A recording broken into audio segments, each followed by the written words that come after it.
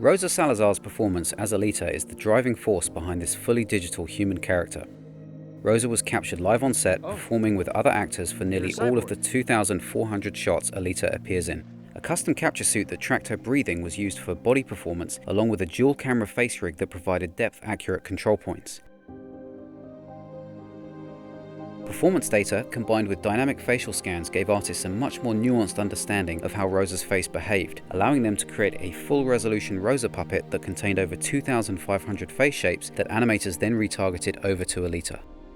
This extra validation was particularly valuable in complex close-up shots where micro-movements were essential to sell tactile experiences. Alita's cyberdoll body had over 8,000 digitally handcrafted pieces, with more than 800 pieces in the hands alone. We developed a procedural pore, wrinkle, and microgeometry system for extreme close-ups, where we needed more texture resolution in the skin. Fully geometric eyes were built with simulated iris fibers that could be adjusted dynamically as the camera passes through.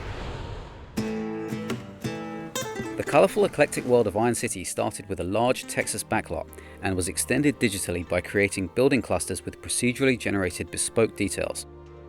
Brick maps were used for smoke, dust and dirt, along with eddy simulations in Nuke to add complexity to the broad set extensions and entirely computer-generated districts. Midground and background regions were procedurally generated using OpenStreetMap data from industrial areas of Nairobi and Panama. We created a physically based atmosphere model for our in-house renderer that accurately simulated light transport from the sun, incorporating ozone and procedurally generated clouds and a localized pollution layer. Additional weathering and staining was done with deep projections, material IDs, and procedural texture maps. The futuristic humans that inhabit Iron City pose their own challenges. You can see what you're up against. Roto shapes were merged with deep data to marry digital or partly digital characters with real actors. Stereo disparity between the plate and CG was often warped, so deep projection techniques were used to blend the two for accurate contact points. The crashed warship environment utilized a single physically based lighting rig for both above and below water. We also made significant improvements to our water rendering approach, allowing us to render everything in a single physically plausible frame, including accurately modeled scattering, attenuation, and caustics.